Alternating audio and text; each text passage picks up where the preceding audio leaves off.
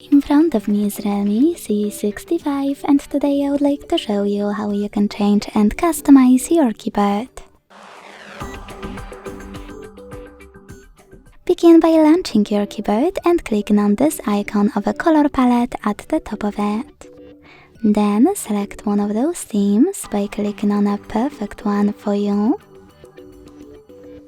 Manage key borders thanks to this switcher and hit apply. If you want to customize it, click on the same icon and this time select this plus under My Themes. Now click on the photo you wish to apply as your new keyboard background.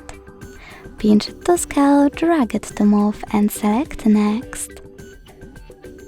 Adjust brightness by swiping left or right, hit Done, manage key borders and choose Apply.